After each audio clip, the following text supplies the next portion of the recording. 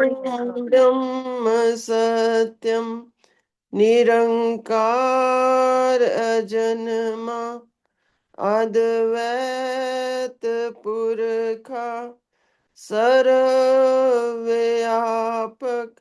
कल्याण मूरत परमेश्वराय नमस्तम परमेश्वराय नमस्तम परमेश्वराय नमस्तम। ओम ब्रह्म सत्यम सर्वधा। ओम ब्रह्म सत्यम सर्वधा। ग्रंथ श्री समता विलास, ईश्वर भक्ति की प्राप्ति, वचन नंबर 80, पेज नंबर 57। हम सभी कोशिश करें कि अपने ग्रंथ को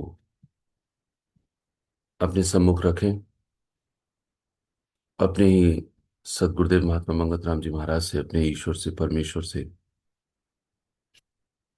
निवेदन करें, प्रार्थना करें आदर भाव से कि हम पर वो कृपा करें। श्री महाराज जी 80वें वचन में कहते हैं, संसारी पदार्थ प्राप्त होने पर भी और न प्राप्त होने पर भी जीव को शांति प्राप्त नहीं होती। इस वास्ते निष्काम कर्म का साधन ही कल्याण का देने वाला है।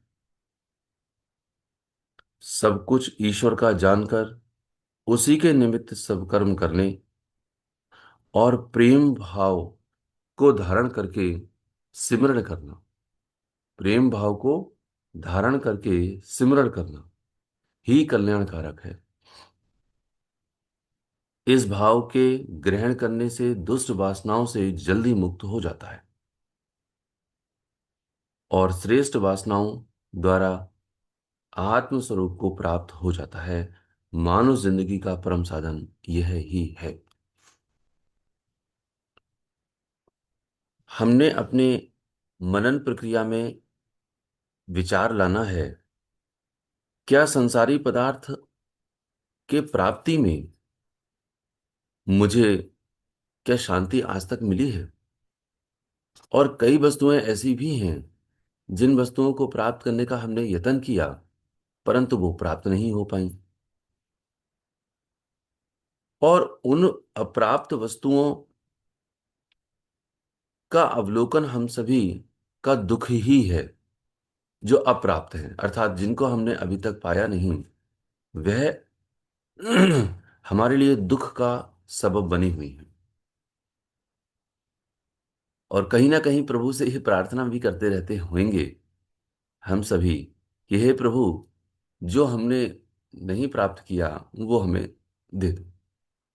लेकिन श्री महाराज जी कहते हैं कि जो हमने प्राप्त किया है, क्या हमने उस प्राप्ति में शांति को पाया है या शांत हुए हैं हम?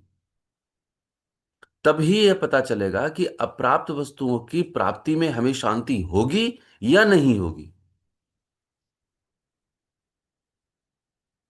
हमारा ये मनन इस प्रकार से होना चाहिए कि जो अप्राप्त वस्तु है उसमें तो हमारा दुख है ही है, लेकिन जो प्राप्त वस्तु है उसमें हमें संतुष्टि अर्थात शांति क्यों नहीं है आज तक,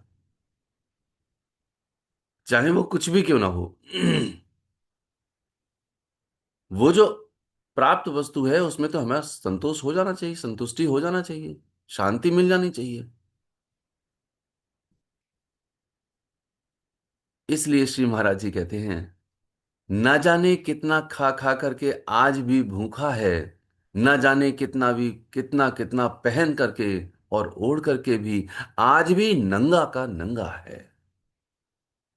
अर्थात तेरी जो अतृप्त इच्छाएं हैं, यानी कि जो तृप्त नहीं हो सकी आज भी, उनको प्राप्त करके भी तू तृप्त कभी नहीं हो पाएगा, यह विचार कर ले।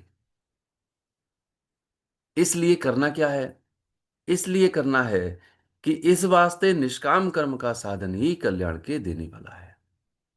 भगवान कृष्ण दूसरे अध्याय में 47वें श्लोक में यहीं से शुरू करते हैं। कर्मण्ये वाधिकारस्ते माँ फलेषु कदाचन।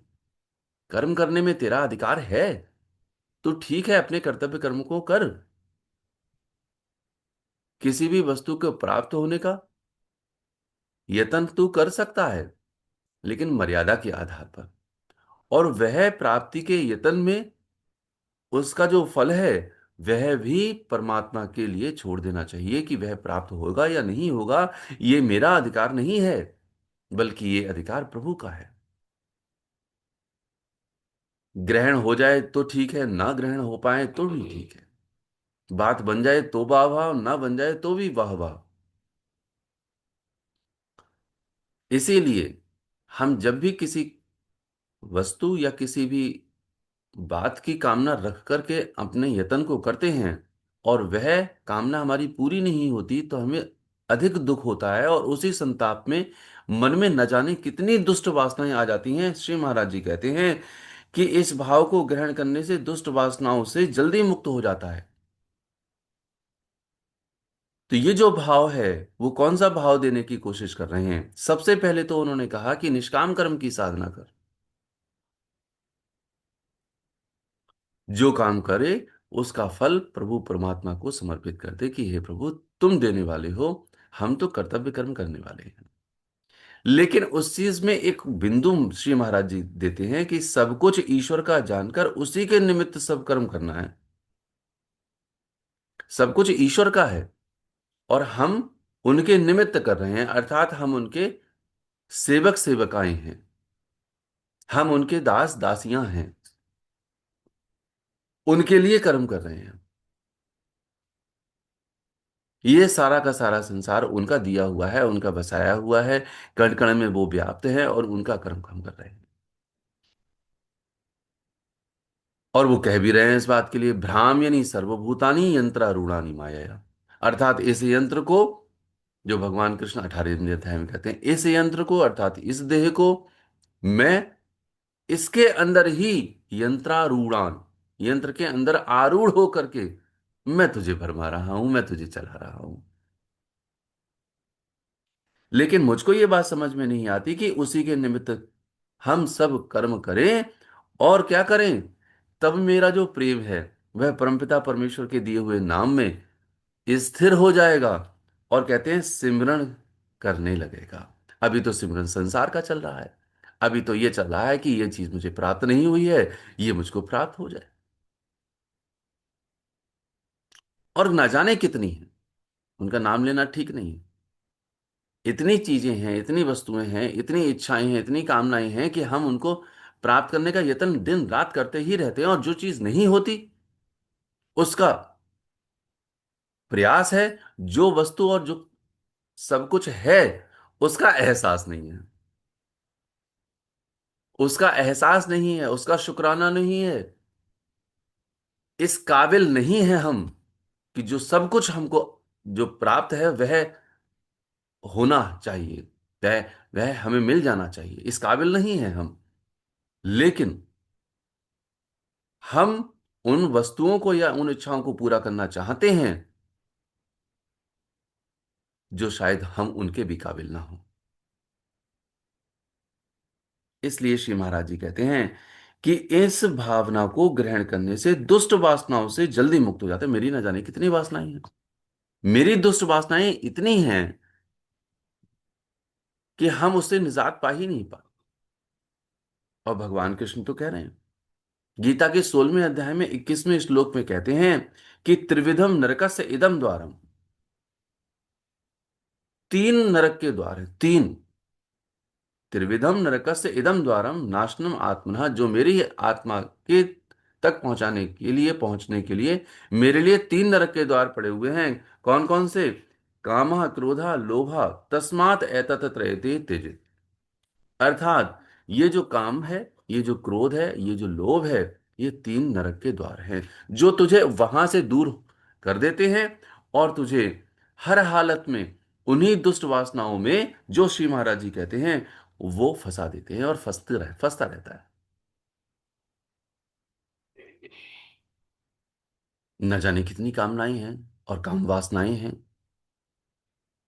उनको पूरा नहीं होता तो क्रोध आ जाता है। उसके जड़ में तेरी मूल भावना है जिसको क्रोध मोह करके कहते हैं। और मोह किस चीज का? कि ये देह मेरी है और मैं हूं, मेरा अस्तित्व है, ये तेरा मोह है। और इस वजह करके तू अपनी ही देह से और इस देह से संबंधित जो भी हैं उनकी दुष्ट अति वासनाओं में ग्रसित हो जाता है और वहीं भरमता रहता है। जो तू है नहीं इसका अहम रखता है, और यही सबसे बड़ा तेरा वहम है। और इस वहम से छूटने के लिए जल्दी ही क्या करना है? सब कुछ ईश्वर का जानकर उसी के निमित्त सब कर्म करने हैं, और जो भी कर्म करने हैं अपने कर्तव्य का, वह परमपिता परमेश्वर को समर्पित कर देनी है। तब श्री महाराज जी कहते हैं कि तेरी इच्छा के बगैर, तू अपनी फल की इच्छा के बगैर जो भी तू ईश्वर के निमित्त कर्म करेगा, वह जल्दी ही दुष्ट वासनाओं से मुक्त हो जाएगा। मेरी न जाने कितनी दुष्ट वासनाएं हैं, इसलिए मानव जिंदगी का जो परम साधन है, उन उस परम साधन के लिए हम धारण करें, ताकि जो ईश्वर की भक्ति है वह पल पल छिन छिन हर लम्हा मेरे अंदर प्रचुर मात्रा में बढ़ जाए। इसलिए श्री महाराज जी कहते हैं कि हम ईश्वर की भक्ति प्राप्त करें। वचन नंबर 81 पर श्री महाराज जी पेज नंबर 58 में हम सभी को समझा रहे हैं कि जिसने एक ईश्वर पर भरोसा किया, जिसने एक ईश्वर पर भरोसा किया और उसी को करता हरता जाना, सब जगत में उसी को प्रकाशक देखा, निर्माण भाव को धारण करके सत्कर्मों को करता है और सब कर्म ईश्वर की आज्ञा में त्याग करता है, वह देह अभिमान से मुक्त होकर आत्म स्वरूप को प्राप्त होता हो जाता है, फिर कर्म चक्र में नहीं आता। वह ही अवस्था समता शांति की है। कर्म चक्र के इस टंटे को, इस बहुत बड़े कर्म चक्र के जाल को मुक्त करने के लिए ये वचन सर्वश्रेष्ठ है, यहां पर दिया हुआ है। और हम सभी को समझा रहे हैं पल पल करके कि तू भरोसा रख ईश्वर पर। एक परमेश्वर ध्याय लियो दूजी तजमन आस। एक तू परमेश्वर को ध्या ले, उस पर भरोसा कर ले। क्यों, कैसे भरोसा करे? कहते हैं कि ऐसे भरोसा कर कि वही करता है और वही हरता है, ये जान ले तू। क्योंकि कारण भी वही बनाता है, करता भी वही है। कारण करता जान के मन की चिंता त्याग। तू अपने मन की चिंता त्याग दे, तू कुछ कर नहीं रहा, कारण भी वही बना रहा है और करता भी वही है। तुझसे तो करवाया जाता है। अर्जुन, ये युद्ध तो हो चुका है, तू तो निमित्त है। तेरे माध्यम से ये युद्ध हो रहा है। ना तू युद्ध करने वाला है और ना ही तू युद्ध कर रहा है। तू क्या सोचता है तू इनको मारेगा? उसका वहम खड़ा हुआ है वहां, क्योंकि वो अपने ही अहंकार में है कि मैं अर्जुन हूं। तुझे परमेश्वर पर विश्वास नहीं। तब उन्होंने विशाल और विकार विराट रूप दिखाया, जो 11वें अध्याय में है। तब वो कहते हैं कि तू ईश्वर पर भरोसा कर, सब जगत में उसी को प्रकाशक देख। वो परमपिता का प्रकाश घट घट में है। माता कौशल्या से जिद करने लगे भगवान राम कि वो जो चांद है वो हमें देना, वो हमें दे दो, वो हमें दे दो, वो ला दो हमें चांद। माता कौशल्या क्या करें? तब राजा दशरथ ने, उनके पिता ने 4 घट मंगवाए, यानी कि घड़े। 4 पात्र जब मंगवाए, उसमें जल को भरा, तो वही वो जो चांद है वो नीचे व्याप्त हो गया। अब भगवान राम उसको पकड़ने लगे। क्यों? क्योंकि वो छोटे थे, बचपन में खेल खेल रहे थे। वो समझा रहे हैं कि जो वो है वही इस घट में है, लेकिन उसको पाने के लिए कैसे करना होगा? तुम्हें अपना ही एकांत स्वरूप रख करके परमपिता परमेश्वर को ध्यान एकाग्र चित्त रखना होगा। तब वो कहते हैं कि इस सारे जगत में वही उसी का ही प्रतिबिंब है, कोई और सत्ता है ही नहीं। बुद्धि में उसी की चमक है, जो रोशन है ना, जो होश है ना, वो होश उसी का ही है। लेकिन हम उसको पा नहीं पा रहे, उसको प्राप्त नहीं कर पा रहे, क्योंकि हमें होश ही नहीं है। और जब ये एहसास होता है, तब वह निर्माणता का जो भाव है कि मेरे हाथ में तो कुछ है नहीं, मेरे वश में कुछ नहीं है, मैं ही नहीं हूं, मेरा ही अस्तित्व नहीं है, तब कहते हैं जो उसका जो मान है, जो उसका भाव है, वो बिल्कुल दासत्व में आ जाता है, सेवक में आ जाता है, दासी में आ जाता है। तब वो कहता है इस चीज के लिए कि मैं तो तुम्हारे दर का कुत्ता हूं, मैं तो तुम्हारा सेवक हूं, तुम मुझे अपना लो। उससे पहले नहीं कहता, उससे पहले नहीं स्वीकार कर पाता वो। जिस भी मनुष्य का यह भाव कि परमपिता परमेश्वर का हम दास हैं, हम उनके सेवक हैं, उसकी इच्छा कैसे हो सकती है बिना ईश्वर के हुक्म के? ईश्वर का हुक्म मानुष्य जन्म में केवल एक ही है, वो है परमपिता परमेश्वर के साथ निकटता लाने की, और ईश्वर को पाने की, ईश्वर में मिलने की। तो उस हुक्म का पालन करेंगे, हम सेवक हैं, या फिर इस हुक्म का पालन करेंगे कि हाँ, हमें इस संसार में अपना अड्डा जमाना है, हम तो इसमें अड्डा जमाए पड़े हैं इसमें। इसलिए श्री महाराज जी कहते हैं कि निर्माण भाव को धारण करके सत्कर्म को करता है वो, क्योंकि उनका हुक्म है कि तू सत में मिल जा। तो इसलिए सत के कर्म कर। और कैसे कर? कि निर्माण भाव से कर, कि हर हर एक कर्म ईश्वर को समर्पित कर दे। कहते हैं कि सब कर्म ईश्वर की आज्ञा में त्याग करता है। तो जो त्याग होगा, वो त्याग तो सेवक करेगा ना, कि हे प्रभु तुम्हारी आज्ञा पूर्ण हुई। जैसा कि श्री महाराज जी हमेशा कहा करते थे, हमारे सदग्रंथ में, ग्रंथ श्री समता प्रकाश में भी यही लिख करके दस्तखत किए हुए हैं कि ईश्वर आज्ञा पूर्ण हुई। और हम उनकी सीख नहीं सीख रहे। वो पार ब्रह्म परमेश्वर होकर के परमेश्वर की ही बात लिख रहे हैं कि ईश्वर आज्ञा पूर्ण हुई, और दस्तखत कर रहे हैं। हम सब कुछ उनके हुक्म में करके भी हम खुद अपना अहम पाल लेते हैं कि हम हैं। जब हम त्यागते नहीं हैं, इसीलिए देह अभिमान का हमारा त्याग नहीं हो पाता, और इस कर्म के जाल से हम छूट नहीं पाते। लेकिन जैसे जैसे हम ईश्वर का भरोसा करते हैं, परमेश्वर को कर्ता भी मानते हैं और हर्ता भी मानते हैं, और उस पूरी सृष्टि में, इस जगत में जहां पर भी हमारी ये इंद्रियां जाती हैं, हमारा मन जाता है, उसमें सब कुछ हम परमपिता परमेश्वर को प्रकाशक तत्व समझते हैं। तब निर्माण भाव से हम जो भी कर्म करते हैं, वह परमेश्वर को समर्पित कर देते हैं, और केवल सत्कर्मों का भाव धारण करते हैं, केवल सत्कर्मों का भाव। तब क्या होगा?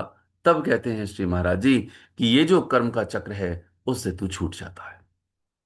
और जैसे ही कर्म चक्र छूटता है, कर्म चक्र का मतलब ही ये है कि पहले मेरे मन में जो संकल्प है वह आना, आकर के उनके प्रति आसक्ति का भाव आना, उस आसक्ति में मैंने कर्म करना, और कर्म करके उनके फल से सुख पाने की चेष्टा करना। चूंकि वो फल सुखरूप और दुखरूप दोनों होते हैं, इसलिए वही जीव यानी मैं इस जाल में पुनः फंसता चला जाता हूं, और अपने आप का अस्तित्व मान करके इसी संसार में विचरता हूं, ताकि मैं सुखी हो जाऊं। ये जो कर्म का जाल है, ये सारे के सारे कर्म का जाल, इस विधि से हम छूट जाते हैं।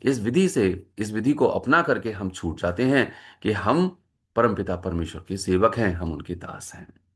और वह समता शांति में स्थित हो जाता है, जो अखंड शांति है, जो अखंड साधन है हमारा, जिसके लिए हमारे लिए ये मानुष का चूल्हा मेरा है। श्री महाराज जी 82वें वचन में, 82 वचन में, पेज नंबर 58 पर हम सभी को समझा रहे हैं कि जिसने आत्मा को शरीर से भिन्न जाना है और हर घड़ी आत्म स्वरूप में स्थित रहता है, सब शरीर के कर्मों में आसक्त नहीं होता, सब शरीर के कर्मों में आसक्त नहीं होता, वह ही ब्रह्म ज्ञानी है, और समता आनंद को अनुभव करने वाला है। सर्व स्वरूप में स्थित होकर परम शांति को प्राप्त हो जाता है। ईश्वर भक्ति की प्राप्ति में हम जो ईश्वर को ईश्वर की प्राप्ति में, ईश्वर में ही हम मिलना चाहते हैं। वह ईश्वर, वह परमेश्वर मेरी ही देह में, मेरे ही शरीर में आत्म रूप में है। तो ये जो देह है, जिसको मैंने अपना स्वरूप समझा हुआ है, मेरा स्वरूप तो आत्म तत्व है। ईश्वर अंश जीव अविनाशी, मैं जीव हूं और ईश्वर का ही अंश हूं। अहम आत्मा गुडाकेश, लेकिन जो आत्मा है हे अर्जुन, वह मैं ही हूं। तो कहते हैं जिसने आत्मा को शरीर से भिन्न जाना है, वह आत्म तत्व तो अंदर रहते हुए भी उससे हम जुदा हैं। हम उससे क्यों नहीं मिल पाते? मैं भी अंदर हूं, मेरा मन भी अंदर है, मेरी इंद्रियां जो प्यासी हैं, अतृप्त हैं, वह भी अंदर हैं। लेकिन वह परमपिता परमेश्वर भी मेरे अंदर ही विद्यमान है। वह आनंद का सागर है, वह सुख का सागर है, वह अखंड शांति है, वहां चैन है। लेकिन सब कुछ अंदर होते हुए भी मैं बाहर सुख की तलाश करने जाता हूं। इससे बड़ी अधोगति और पतन क्या होगा मेरा, मेरी बुद्धि का। तब वो कहते हैं कि जिसने आत्मा को शरीर से भिन्न जाना है, जो अलग है, लेकिन मैं उससे दूर हूं। अब मैं क्या कर रहा हूं? मैंने अपने शरीर के एक शब्द का प्रयोग किया श्री महाराज जी ने, सुनिएगा, समझने की कोशिश करिएगा। कहते हैं सब शरीर के कर्मों में आसक्त नहीं होता। उसकी ये पहले पहल विचार और भाव बना ही होना चाहिए कि सत्कर्मों में मेरी प्रीत बनी जाए, क्योंकि उस प्रतीत से वह सत्कर्मों से निरत हो पाएगा। क्योंकि रास्ता तमोगुण से रजोगुण की ओर जाता है, रजोगुण से सतोगुण की ओर जाता है, और सतोगुण से निर्गुण की ओर जाता है। तो ये जो देह है यही सत्कर्म करेगी, इसके द्वारा ही हम सत्कर्म करेंगे। इसके द्वारा ही हम सबने सेवा करनी है, तन से, मन से, धन से। इसी देह के द्वारा हमने सत्संग में जाकर के बैठना है। इन कानों में जो जो कर्मेंद्रियां हैं हमारी, इन कानों से हमें सबका संग करना है, सत्संग सुनना है। लेकिन आंतरिक स्थिति से उसका मनन भी करना है, निधिध्यासन भी करना है, और कर्मों में प्रणीति भी करनी है कि हाँ, मुझे सत्संग में ये बताया गया था कि 10% यदि मैंने अपने ही निजी खर्च में ले लिया तो हानि के देने वाला है, मेरा पतन हो जाएगा। नेक कमाई यदि मैंने ग्रहण नहीं की तो मेरा पतन हो जाएगा। यानी कि इस शरीर से जो सारे कर्म हैं वो मेरे निरासक्त भाव में नहीं आएंगे अभी। उसमें कहते हैं कि सब कर्म, सब शरीर के कर्मों में आसक्त नहीं होता। वो जो उसकी आसक्ति है, वो आसक्ति कहां होगी? सत्कर्मों में होगी। तब वो कहते हैं कि वह ही ब्रह्म ज्ञानी है। अभी तो पहले पहल हमारे लिए शरीर के उन कर्मों को करना ही होगा, और समता आनंद को अनुभव करने वाला है। वो जो ब्रह्म ज्ञानी है, वह जो ब्रह्म को प्राप्त करने का यत्न कर रहा है, सही मायने में वही ज्ञानी है। सर्व स्वरूप में स्थित होकर परम शांति को वह प्राप्त हो जाता है। ऐसी जब ईश्वर भक्ति उसके अंदर दृढ़ होती है, तो हर घड़ी आत्म स्वरूप में वह स्थित हो जाता है, जिसको श्री महाराज जी कहते हैं। तो अपने कर्मों में हम अपनी देह में, देह के द्वारा वहां पर जरूर कोशिश करें कि इस देह से कुछ बन पड़े। श्री महाराज जी क्या कहते थे? कहते थे ये देह संगत की है, जो चाहे जैसे चाहे कर लो। क्योंकि वो इसी देह के उस अंग से अपने आप को स्थित कर चुके थे उस आत्मा में, जहां पर मानुष का चोला सफल होता है। तो हमारी जो आत्मा है वह शरीर से भिन्न है, लेकिन मैं अपने आप को आत्मा के आधार पर भी अलग समझने लगा हूं, जबकि है नहीं। मैं सही मायने में जीवात्मा हूं, लेकिन अनानियत से भरा हुआ, कर्तापन से भरा हुआ देह के अभिमान में आकर के मैं उसी से जुदा हो गया। उसमें स्थित होना चाहिए। श्री महाराज जी कहते हैं 83वें वचन में, पेज नंबर 58 पर, कि शरीर के अंतर विखे जिसने शब्द ब्रह्म शब्द को अनुभव किया है और जो हर वक्त श्रुति को शब्द में दृढ़ करता है और नौ द्वार के विकारों से उपरस होकर अंतर शून्य स्थान में विश्राम किया है, वह ही परम योगी परम आनंद को प्राप्त होकर फिर प्रकृति के जाल में नहीं आता। श्री महाराज जी कहते हैं, शरीर के अंतर विखे, शरीर के अंदर जिसने ब्रह्म शब्द को अनुभव किया, वो जो ब्रह्म शब्द है, वह जो अनादि है, वह जो परमेश्वर है, उसको अनुभव करना और हर वक्त सुरति को शब्द में दृढ़ करना। अब ये बड़ी गहरी बात है और अंदर की बात है। जैसे जैसे ये जीवात्मा यानी मैं परमपिता परमेश्वर के मंत्र का जाप करता हूं, जैसे जैसे उस पर पूर्ण भरोसा करता है ये जीव, जैसे जैसे वह संसार को परम दुख रूप जान करके परमेश्वर के नाम में दृढ़ होकर अंतर की यात्रा करने लगता है। लाइन अब ये जो बात है वो अंदर की है, जिसमें उसका 24 घंटे उस नाम में रत होकर के वह परमेश्वर की ओर चलने लगता है। क्योंकि जब मुझे पता है कि मेरी गाड़ी दलदल में फंस जाएगी, तो मैं अपनी गाड़ी को घुमा लेता हूं और अपने ही पीछे की ओर यात्रा अर्थात अपने घर की ओर, निज घर की ओर, जहां समता की शांति है, जहां अखंड शांति है, अपने घर की ओर मैं मुड़ा लेता हूं। अभी तक तो मैंने अपनी गाड़ी संसार से मैंने मुड़ाई ही नहीं है, मैं संसार की ओर भी जा रहा हूं और ईश्वर की ओर भी जाना चाहता हूं। बिंदु यहां यह है कि शरीर के अंतर्विखे जिसने शब्द ब्रह्म को अनुभव किया है, जो हर वक्त श्रुति को शब्द में दृढ़ करता है, ये वही दृढ़ कर पाएगा जिसका ये फैसला हो चुका है कि मेरी जो गाड़ी है, मैंने जो अपना गमन करना है, हर पल पल का, हर क्षण क्षण का, एक लम्हा, एक सेकंड भी मैंने इस संसार की ओर रत नहीं होना। मैंने वहां से अपनी गाड़ी को मुड़ा करके परमपिता परमेश्वर के मंत्र के जाप में दृढ़ होना है। धीरे धीरे धीरे धीरे वही उसकी जो सुरति है वह मंत्र के जाप में दृढ़ हो जाती है। वही मंत्र उसको शब्द ब्रह्म में अर्थात वह नाद में, वो जिस भी रूप में परमपिता परमात्मा चाहता है, वो जैसे भी प्रकट होता है। क्योंकि अनेकों सत्पुरुषों के लिए भिन्न भिन्न अवस्थाओं में, भिन्न भिन्न स्थिति में उनको वो खुमारी आई है, वो स्थिति उन्होंने पाई है। जब वो परमेश्वर अंदर अनुभवता में आता है, तो उसकी जो अनुभवता है, उसकी नौ द्वारों की रचना से वह उसको ऊपर उठा देता है। क्योंकि वो नौ द्वारों से उन रस को ग्रहण कर रहा है, जहां से ये दुष्ट वासनाएं, जहां पर ये उसकी जो कामनाएं हैं, जहां पर ये उसकी इच्छाएं हैं, उसको संसार में उसकी गाड़ी को धकेल देती हैं। लेकिन